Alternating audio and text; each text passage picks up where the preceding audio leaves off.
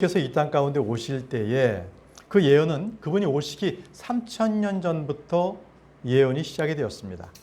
주님의 오심, 그 그리스도의 오심이 미리 예언이 된 것이죠. 그러면 여러분,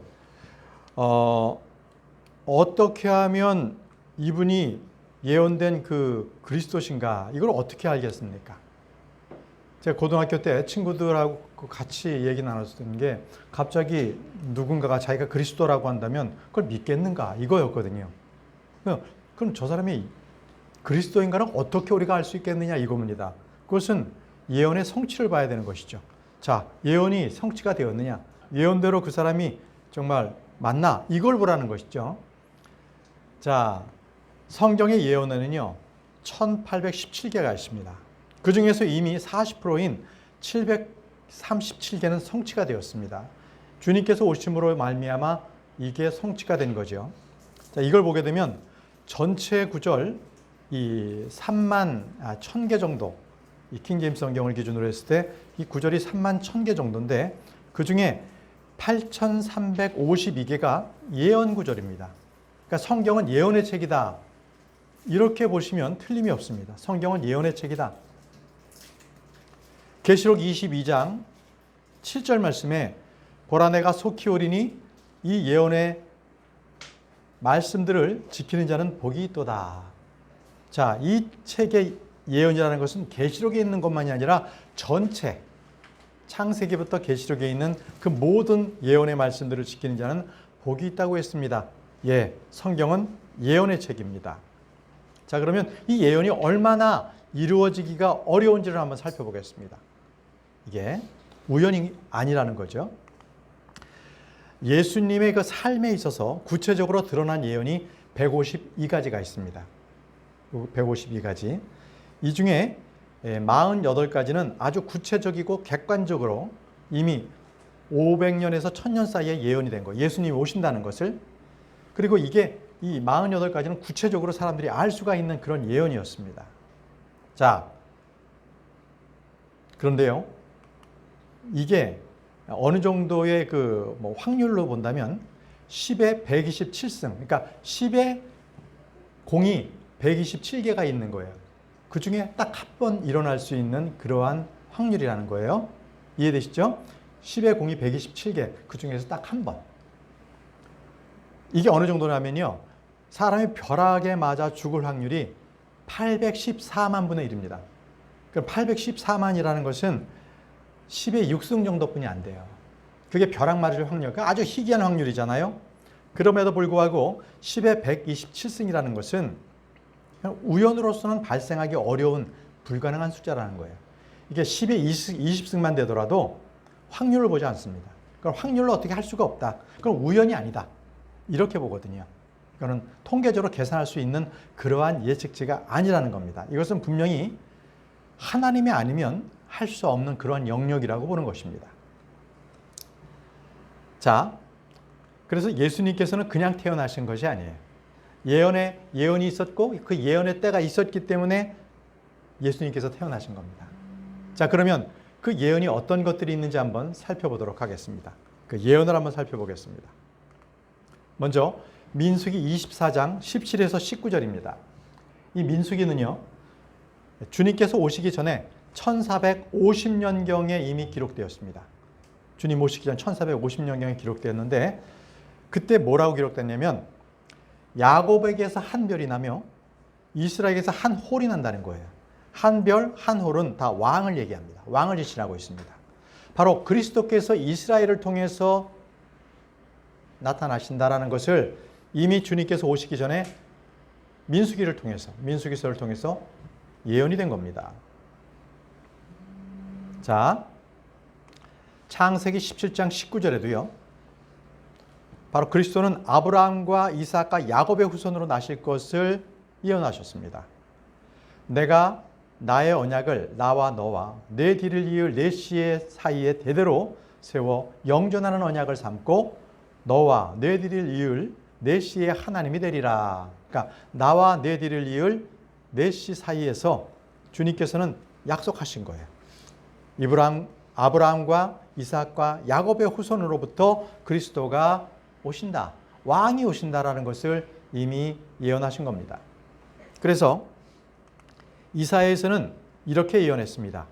이새의 줄기. 이새가 누구예요? 다윗의 할아버지죠. 그죠?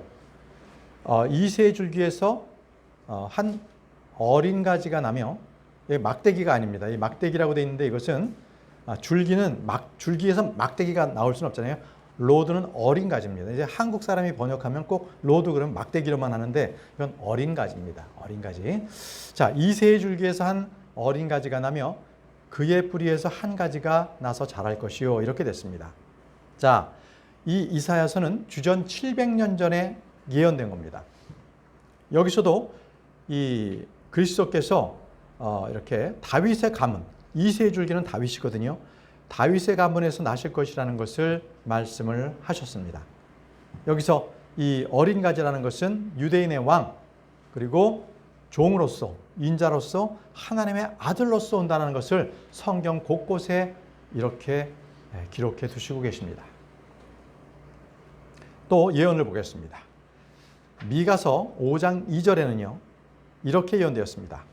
그러나 너 베들레헴 에브라다야. 내가 유다의 수천 가운데서 작을지라도 이스라엘에서 치리자가 될 자가 내게서 내게로 나오리라.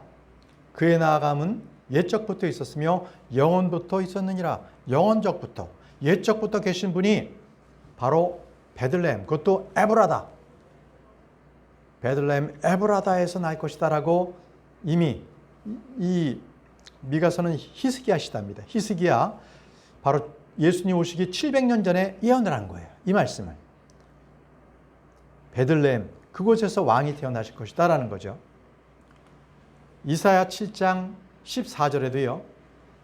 이 처녀로, 이 처녀의 몸에서 주님께서 태어나신다는 것을 예언했습니다. 그러므로 주께서 친히 한 표적을 너희에게 주시리라. 보라, 처녀가 수태하여 아들을 낳고 그의 이름을 임마누엘이라 하리라. 처녀가 수태하여 아들을 낳고 그 이름을 임마누엘이다. 자, 임마누엘은요, 우리와 함께 계시는 하나님이라는 뜻이죠. 마태복음 1장 23절에 우리와 함께 계시는 하나님을 임마누엘이라고 합니다. 바로 이것을 이미 700년 전에, 주님 오시기 700년 전에 예언을 하신 겁니다. 자, 다음은요. 주님께서 오시는 때에 대해서 예언을 한 것이 있습니다. 바로 다니엘서 9장 25절입니다. 다니엘은요. 바벨론 포로기에 이 말씀을 예언받아서 준비했는데요. 바로 주님 오시기 전에 바로 530년부터 한 600년 사이에 기록된 말씀입니다. 그래서 여기서는 그분이 오실 때, 예수 그리스도가 오실 때를 특정하고 있는데요. 언제냐? 통치자 메시아에 이르기까지 7이레와 62이레가 있으리니라고 했습니다. 7이레 더하기 62이레, 69이레죠. 이레는 위크를 얘기하는데 이 위크는요. 성경에서는 연을 나타내기도 합니다. 69 곱하기 7 하면 483년입니다. 다시 말씀드리면은 예루살렘을 회복하고 건축하라는 명령 때부터 69일에, 다시 말하면 483년이 지난 뒤에 메시아가 오신다는 거예요. 그런데 이것은 정확하게 주님이 오시는 날을 이렇게 예언을 한 거예요. 여러분, 동방에서 지혜자들이 어떻게 별을 보고 예수님께서 태어난 것을 알 수 있겠어요? 그들은 바로 이렇게 다니엘이 바벨론의 포로가 됐을 때 이러한 예언서들을 안 거예요. 그래서 그 지혜자들은 이 말씀에 따라서 아하, 이제 483년이 지났으니까 이제 베들레헴, 이 베들레헴에서 예수님께서 태어나신다는 것을 알고 그들이 온 거죠. 그들이 온 겁니다. 자, 이렇게 예언되어 있고, 이사야에서는 이렇게 또 이 침례자 요한에 대해서 바로 엘리야에 먼저 와야 된다는 것을 예언하고 있습니다. 이사야 40장 3절 말씀. 광야에서 외치는 자의 소리가 있어 이르기를 너희는 주의 길을 예비하라. 사막에서 우리의 하나님을 위해 큰 길을 곧게 만들라. 이렇게 했습니다. 광야에서 외치는 자의 소리가 있었죠. 분명히 침례자 요한이었습니다. 자, 이것은 예수님이 오실 것을 분명히 예비하는 그 자가 있을 것이다 라는 것을 공표하는 것입니다. 이사야 9장 6절에도요. 이렇게 예수님을 표현했습니다. 이는 한 아이가 우리에게서 태어났고 한 아들을 우리에게 주셨는데 그의 어깨에는 정권이 놓이고 그의 이름은 놀라우시니 좋은 자, 강하신 하나님, 영존한 하나님, 평화의 통치라라 할 것이기 때문이라. 자, 그 아이가 하나님이라는 거예요. 영존하는 아버지라는 거예요. 강하신 하나님이라는 겁니다. 아, 그분은 메시아구나. 메시아가 한 아이로서 우리에게 태어났다. 육신으로 오시는구나 하는 것을 이사야서에 이미 예언을 한 것입니다. 또 호세아서 11장 1절에는요. 이 한 아이가 이집트로 갔다가 다시 하나님께서 그 아이를 불러내시겠다 하는 것을 예언해 놨어요. 호세아 11장 1절에 이스라엘이 아이였을 때에 내가 그를 사랑하였고 내 아들을 이집트에서 불러내었노라 이렇게 했습니다.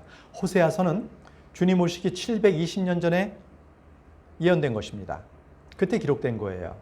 그래서 바로 예수님께서 이집트에서 유년 시절을 보내시고 그리고 다시 하나님께서 그를 불러내실 것이다 라는 것인데 이것은 예수님도 이 예언에 속하고요. 또 하나는 이스라엘 백성들도 430년 동안 이집트에서 있었잖아요. 거기 종살이 있잖아요. 바로 두 가지가 다 적용이 돼요. 그래서 이런 예언을 이중 적용이라고 합니다. 예언의 이중 적용. 예수님에게도 적용이 되고 이스라엘 백성들에게도 적용이 되고 이중 적용입니다. 이런 예언은 많이 있습니다. 자, 이사야 53장 10절 말씀을 보시면은요. 이 부분은 바로 오시는 그분께서 고통을 받고 죄를 위한 속죄를 그분이 마련하실 것이다 라는 것을 예언해 놨어요. 자, 이사야 53장 10절 말씀. 그러나 주께서 그를 상하게 하시는 것을 기뻐하사 하나님께서 그 자신의 아들이 상하게 하는 것을 기뻐하셨다는 거예요. 그를 고통에 두셨은즉 주께서 그의 혼을 죄로 인한 헌물로 삼으실 때에 그가 자기 씨를 보고 자기 날들을 길게 하며 또 주의 기뻐하시는 일이 그의 손에서 번영하리로다. 주님께서는 그가 상하는 것을 기뻐하셨고 그를 고통 가운데 두셨습니다. 왜요? 주님께서는 더 큰 기쁨이 있기 때문에 그것을 위해서 이것을 허락하신 겁니다. 자, 그래서 그 예수님께서는 아주 순환을 당하십니다. 순환을 당하시는데 시편 69편 21절에 그들이 또한 쓸개즙을 나의 먹을 것으로 주며 내가 목마를 때에 내게 식초를 주어 마시게 하였나이다. 이렇게 됐죠. 시편 69편은요. 다윗의 시입니다. 다윗의 시. 다윗은요. 주님이 오시기 1000년 전에 이 시를 하나님의 영감으로 지은 거예요. 그래서 예수님께서 십자가에서 똑같이 당하실, 그 순환당하실 바로 십자가를 지고 가실 때 포도즙을 쓸개즙을 줘서 거기에 식초를 주고 이런 것들을 이미 예언해 놓으셨다는 거예요. 이 예언의 성취가 바로 십자가 이 골고다 언덕 지고 가는 데에서 그리고 그 위에서 십자가 위에서 이 일들이 성취가 된 겁니다. 그리고 주님께서 죽으시고 난 뒤에도 또 성취가 됐어요. 뭐냐? 시편 34편 20절 말씀에 그분께서 그의 모든 뼈를 찢기심에 그것들 중에 하나도 꺾이지 아니하였도다. 자, 생각해 보세요. 예수님께서 십자가에 못 박히셨어요. 못 박히셨으면 양 손에 못이 박혔죠. 그리고 양 발에 포개져서 못이 박혔어요.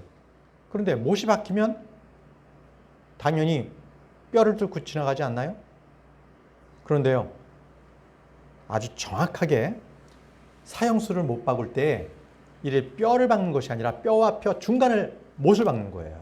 그래서 그 뼈로 인해서 온몸이 걸쳐지게 고통을 더하게끔 그렇게 로마 병정들은 그렇게 했던 거예요.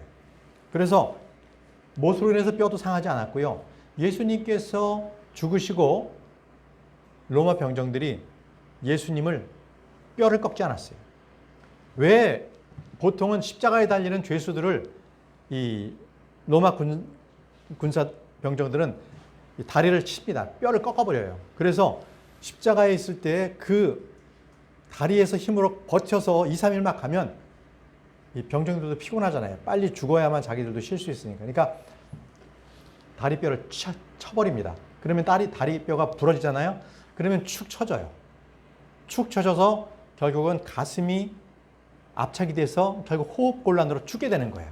그것 때문에 뼈를 갖다가 치는 거거든요. 그런데 양쪽의 두 강도는, 십자가상의 두 강도는 뼈를 쳤는데 예수님만은 치지 않았어요. 왜? 예수님은 이미 죽으셨기 때문에. 이 말씀도 또 성취가 된 겁니다. 예수님은 결코 그의 뼈가 부러지지 않았습니다. 그리고 또 이렇게 주님께서 말씀하신 게 기록되어 있습니다. 시편 22편 1절. 시편 22편도 다윗의 시입니다.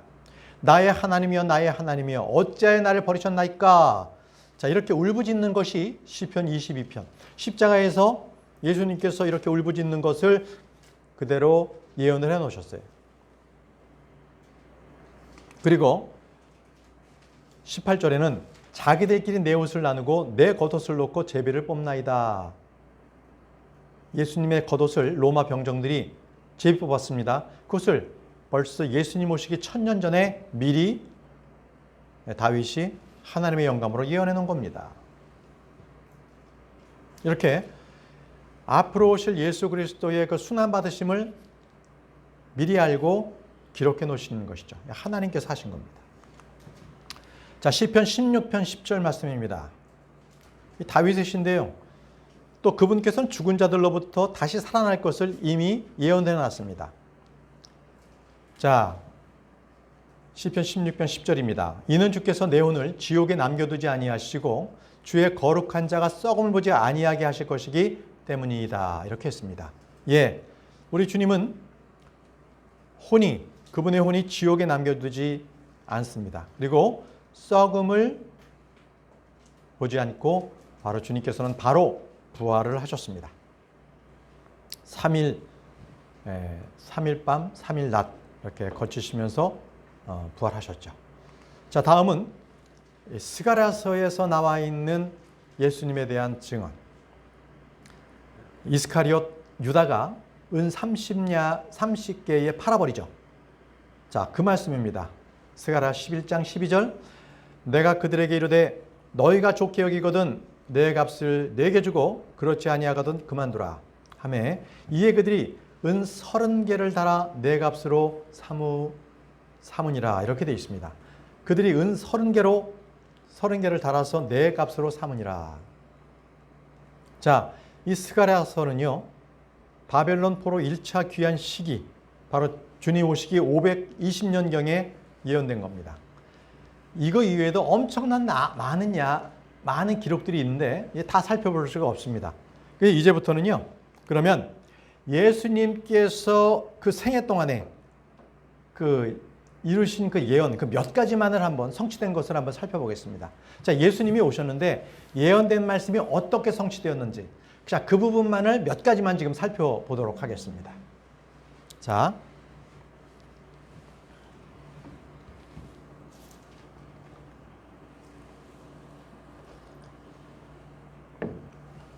먼저 민수기 24장 17절 아까 읽어봤죠? 야곱에게서 한 별이 나오며 이스라엘에게서 한 홀이 일어나서라고 했습니다. 자, 이것은 마태복음 1장 1절에서부터 17절 아브라함의 자손이여 다윗의 자손이신 예수 그리스도의 세대에 대한 책이라 하면서 아브라함은 이삭을 낳고 이삭은 야곱을 낳고 야곱은 유다와 그의 형제들을 낳고 이렇게 해서 바로 예수님께서 바로 아브라함의 후손으로 그리고 다윗의 자손으로 세대에 기록되므로 이 민수기 24장 17절 말씀은 성취가 되었습니다. 다음은 창세기 49장 10절 말씀입니다. 창세기 49장 10절 말씀에는 실로가 오실 때까지 홀이 유다를 떠나지 아니하며 라고 되어 있습니다. 자, 이 말씀은 누가복음 1장 31절에서 33절에 기록되어 있습니다. 보라, 내가 내 씨에 수태하여 아들을 낳고 그의 이름을 예수라 하리요. 그가 크게 되고 가장 높으신 이의 아들이라 불릴 것이요. 주 하나님께서 그의 조상 다윗의 왕자를 그에게 주시리니 그가 영원토록 다윗의 집을 야곱의 집을 통치하며 그 왕국이 무궁하리라 하니라. 자, 그가 영원토록 다윗의 집을 통치하며 그의 왕국이 무궁하리라. 이렇게 누가복음 1장 31절에서 33절에 이렇게 성취가 된 것들을 말씀하셨는데 그것은 창세기의 49장에 예언된 말씀을 성취하신 겁니다. 또 아까 우리가 봤죠. 미가서 5장 2절 그러나 너 베들레헴 에브라다야 내가 유다의 수천 가운데서 작을지라도 이스라엘에서 치리자가 될 자가 내게서 나오리라 이렇게 돼 있지 않습니까? 자, 이것이 바로 기록된 성취가 누가복음에 있습니다. 누가복음 2장 4절에서 7절 요셉도 다윗의 집과 혈통에 속하였으므로 갈릴리의 나사렛시에서 나와 유대로 올라가 베들레헴이라는 다윗의 도시에 이르러라 이렇게 되어 있습니다. 자, 베들레헴에 이르렀습니다. 세무조사 때문에 요셉도 이제 갈릴리에서 베들레헴으로 갈 수밖에 없었습니다. 자, 그녀가 자기 맏아들을 낳아 포대에 싸서 구유에 누였으니 이는 여관에 그들을 위한 방이 없었기 때문이더라. 이렇게 해서 이제 이 베들레헴 에브라다에서 날 것을 예언한 것을 주님께서는 이미 누가복음에서 성취를 하신 겁니다. 또 이사야 7장 14절 말씀에 그러므로 주께서 친히 한 표적을 너에게 주시리라. 보라, 처녀가 수태하여 아들을 낳고 그의 이름을 임마누엘이라 하리라 라고 하셨습니다. 그의 아들을 이름을 임마누엘이라 하리라. 자, 이 말씀이 마태복음 1장 18절에 성취가 되었습니다. 이제 예수 그리스도의 나심은 이러하니라. 그분의 어머니 마리아가 요셉과 정혼하였을 때에 그들이 함께하기 전에 그가 성령님으로 말미암아 아이를 뵌 것이 드러나매 이렇게 돼 있죠. 자, 처녀의 몸에서 아들을 낳았다는 것이 이미 이사야 7장 14절에 예언되는데 그것이 바로 마리아를 통해서 성령님께서 아이를 뵈게 하신 겁니다. 아까 예수님의 그 시기, 태어나실 시기를 예언한 것을 우리가 공부했는데요. 다니엘서 9장 24절, 26절입니다. 주께서 내 백성과 내 거룩한 도시에서 70일회를 정하셨나니 62일의 뒤에 메시아가 끊어질 터이나. 자, 이 토탈 70일인데요. 그 중에서 7일회 그리고 62일회 그래서 69일회가 될 때 메시아가 오시고 그분이 끊어집니다. 그분이 오시고 죽으세요. 그게 AD 30년 정도입니다. 그분이 죽으실 때가. 자, 이게 바로 십자가에 죽으신 6월절 어린 양 바로 그때를 말합니다. 예수님께서는 정확하게 그 시간에 못 박혀 죽으셨어요. 6월절 어린 양을 잡는 바로 그 시간에 예수님께서도 정확하게 죽으신 겁니다. 자, 이사야 9장 6절에는요. 이는 한 아이가 우리에게서 태어났고 한 아들을 우리에게 주셨는데 그의 어깨는 정권이 놓이고 그의 이름은 놀라우시니 조언자, 강하신 하나님, 영존하는 하나님, 평화의 통치자라 할 것이기 때문이라 라고 했습니다. 자, 이 말씀 또한 성취가 되었습니다. 요한복음 1장 14절에요. 말씀이 육신이 되어 우리 가운데 거하시며, 말씀은 하나님이시잖아요. 말씀이 우리 하늘과 땅을 창조하셨잖아요. 그 말씀이신 하나님이 육신이 되었어요. 그분이 우리 가운데 거하심에 우리가 그분의 영광을 보니 아버지의 독생하신 분의 영광이요. 은혜와 진리가 충만하더라. 은혜와 진리 바로 예수 그리스도입니다. 이것은 바로 예수님께서 하나님이시다. 신성을 증명하고 있는 겁니다. 자, 호세아 11장 1절. 아까 우리가 예언을 공부했죠. 이스라엘이 아이였을 때에 내가 그를 사랑하였고 내 아들을 이집트에서 불러내오노라 라고 했습니다. 자, 이것은 어떻게 성취되는지 보겠습니다. 마태복음 2장 13절에 이제 요셉에게 꿈에 주의 천사가 나타나서 아이를 데리고 빨리 이집트로 데리고 피하라 이렇게 명령하실 때가 있었는데요. 바로 이 마태복음 2장에서 호세아 11장 말씀이 성취가 되었습니다. 마태복음 2장 13절 그들이 떠난 뒤에 보라 주의 천사가 꿈에 요셉에게 나타나 이르되 헤롯이 어린아이를 찾아 그를 죽이려 하니 일어나 어린아이와 그의 어머니를 데리고 이집트로 피하여 내가 내게 말을 전해줄 때까지 너는 거기에 있으라 하며 헤롯이 막 화가 났어요. 동방의 지혜자들이 바로 어린 아이가 태어난 것을 보고 경배하고 헤롯 나에게도 좀 알려줘 했는데 이 지혜자들에게도 주의 천사가 나타나서 헤롯에게 알려주지 말고 다른 길로 가라. 그래서 그냥 다른 길로 간 거예요. 그랬더니 이제 헤롯이 나중에 생각해 보니까 왜 나한테 안 알려주고 갔지? 왕이 태어난다 그랬는데 그럼 내 왕권이 위험하잖아요. 그래서 그때 2살 이하의 어린아이들은 다 죽여버려요. 라헬의 그 울음이 있다는 것이 바로 이 말씀에도 또 예언이 또 성취가 되죠. 자, 잠깐만요.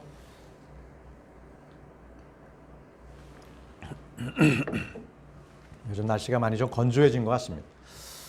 이사야 53장 3절과 6절 말씀에 예수님을 이렇게 표현했습니다. 그는 사람들에게 멸시를 당하고 거부되었으며 슬픔의 사람이요 고통을 잘 아는 자라.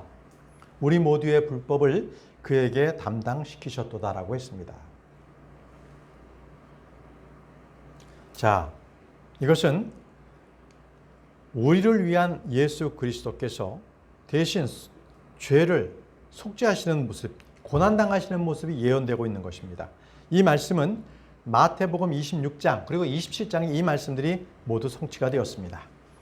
말씀 한 말씀을 보겠습니다. 마태복음 27장 22절 그리고 39절 46절에 나오는데요. 그를 십자가에 못 박으소서 하면서 예수님을 고소했습니다. 지나가는 자들은 자기 머리를 흔들고 그분을 욕했습니다. 46절에는요. 나의 하나님이여 나의 하나님이여 어찌하여 나를 버리셨나이까 라면서 주님께서 그 모든 죄를 그분이 담당하신 거예요. 죄가 되었을 때 하나님과의 그러한 완전한 단절이 주님께서는 큰 너무나 슬픈 일이었습니다. 그래서 하나님께 어찌하여 나를 버리셨냐고 말씀을 하신 겁니다. 자, 스가랴 9장 9절 말씀입니다. 보라, 내 왕이 내게 임하시느니라. 그분은 의로우시고 구원을 소유하시며 겸손하사 나귀를 타시되 나귀 새끼 곧 어린 순나귀를 타시느니라 라고 했습니다. 자, 이 말씀은 예수님께서 6월절에 예루살렘에 입성하실 때에 어린 순나귀를 탑니다. 그 말씀을 통해서 이 예언이 성취가 되죠. 마태복음 21장 7절에 나귀와 나귀 새끼를 끌고 와서 자기들의 옷을 그것들 위에 얹고 그분을 그 위에 태우니라고 했습니다. 예.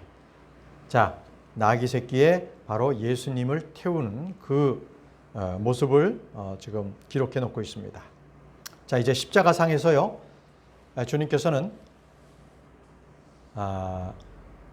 쓸개즙을 나의 먹을 것으로 주며 내가 목마를 때 내게 식초를 내게 마시게 하였나이다 라는 시편 69편 21절 말씀이 바로 동일하게 마태복음 27장 34절의 예언이 성취되었습니다.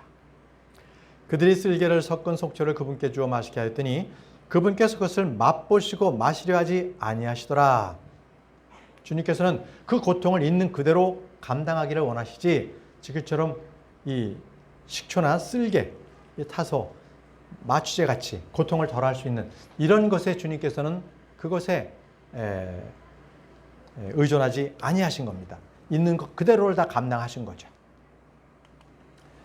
자, 뼈를 꺾는 거죠. 이 6월절 어린 양은 뼈를 꺾으면 안 됩니다. 뼈를 꺾지 않은 상태에서 그것을 다 먹어야 되는데요. 출애굽기 12장 46절에 한 집에서 그것을 먹되 너는 그 고기를 조금이라도 집 밖으로 가지고 나가지도 말고 너희는 그것의 뼈를 꺾지도 말지니라. 자, 유월절을 지키는데 어린 양입니다. 어린 양의 뼈는 꺾으면 안 됩니다. 자, 시편 34편 20절 말씀에 그분께서 그의 모든 뼈를 지키심에 그것들 중에 하나도 꺾이지 아니하였도다 라고 했습니다. 이 말씀이 성취가 되었습니다. 바로 요한복음 19장 33절. 예수님께 이르러서는 그분께서 이미 죽은 것을 보고 병사들이 말이죠. 로마 병사들이 그분의 다리를 꺾지 아니하시니라 이렇게 했습니다. 여러분, 참 이거 하나만을 성취된 걸 보더라도 놀라운 예언의 성취인데요. 율법에서는요, 죽을 죄를 지은 그 유대인들은 어떻게 그들을 벌하냐면 그들의 처형 방법은 돌로 쳐 죽이는 겁니다. 십자가로에 매달리는 것은 유대인들의 처형 방법이 아닙니다. 그것은 로마의 법이에요. 그런데 지금 예수님께서는 대제사장과 서기관과 바리새인들이 이 고소한 것은 뭐냐면 신성모독이라고 했기 때문에 율법에 따라서 처형해야 되거든요. 원래는 돌에 맞아서 장사 지낸 바 되셔야 되는데 그렇게 되면 그 십자가에서 흘리는 피가 나타날 수가 없지 않습니까? 바로 그 십자가에 나무에 달리는 것 그 자체도 민수기에도 나오잖아요. 저 불뱀, 놋뱀을 쳐다보면 나으리라. 이 말씀에 대한 성취까지도 십자가에 꼭 달리셔야 됐어요. 그래서 이스라엘 백성들은 자기들은 무조건 악의적으로 예수님을 하려고 그렇게 했지만 하나님께서는 그것에 대해서도 예언의 성취를 해서 빌라도를 통해서 로마 병정이 예수님을 십자가에 못 박게 그렇게 했던 거죠. 여러분, 이 확률이 얼마나 된다고 생각합니까? 이거 하나만 보더라도 이 확률은 우리가 가늠할 수가 없는 거예요. 게다가 여기에다가 뼈 하나도 꺾이지 않아야 된다. 도대체가 그 확률을 어떻게 우리가 짐작할 수가 있겠습니까? 이 예언의 성취는 하나님께서 하시지 않으면 성취할 수 없는 그러한 예언인 것입니다. 자, 시편 22편 1절에 나의 하나님이여 나의 하나님이여 어찌하여 나를 버리셨나이까 라고 주님께서 울부짖으셨죠. 또 이것이 마가복음 15장 34절은 이렇게 성취가 되었습니다. 9시에 예수님께서 큰 소리로 외쳐 이르시되 엘리 엘리 라마 사박다니 하시니 이것을 번역하면 나의 하나님이여 나의 하나님이여 어찌하여 나를 버리셨나이까 라는 말이라 이렇게 됐습니다. 바로 시편 22편은 마가복음 15장 34절을 통해서 예언이 성취가 됐던 겁니다. 또 시편 16편 10절에는 이는 주께서 내 혼을 지옥에 남겨두지 아니하시고 주의 거룩한 자가 썩음을 보지 아니하게 하실 것이기 때문이다 이렇게 말씀하셨습니다. 자, 이것이 그분께서 지옥에 남겨두지 아니하시고 그분은 썩지 않으시고 부활하셨잖아요. 부활 동안 40일 동안 주님께서는 보이셨어요. 사도행전 1장 3절 말씀에 그분께서 순환을 당하신 뒤에 또한 자신이 살아계심을 절대 확실한 많은 증거들로 그들에게 보이시고 40일 동안 그들에게 보이시며 하느님의 왕국에 관한 것들을 말씀하시고 500명의 제자들에게 한꺼번에 보이셨어요. 500명의 제자들. 그러니까 이건 뭐 한두 사람 본 게 아니잖아요. 예수님의 부활을. 시편 22편 16절 말씀은 개들이 나를 애워싸고 이방인들입니다. 사악한 자들의 무리가 나를 둘러싸고 내 손과 발을 찔렀나이다. 이 말씀은 스가랴 12장 10절 말씀 그들이 곧 자기들이 찌른 나를 바라보고 이렇게 했습니다. 이 말씀은 십자가에서 다 성취가 되었죠? 네. 이제 마지막 말씀을 보겠습니다. 예레미야 31장 22절에는 이 말씀이 기록되어 있습니다. 한 여자가 한 남자를 둘러싸리라. 한 여자가 한 남자를 둘러싸리라. 이것은 동정녀가 산의 아이를 낳는다는 겁니다.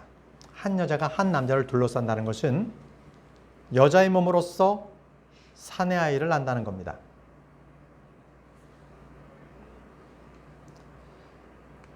이 말씀이 창세기 3장 15절 말씀이죠. 내가 너와 여자 사이에 또 내 씨와 그녀의 씨 사이에 적개심을 두리니 그 씨는 내 머리를 상하게 할 것이요 너는 그의 발꿈치를 상하게 할 것이니라 하시고, 자, 주님께서는 이제 동정녀에게 탄생하시고 또 마귀의 그 모든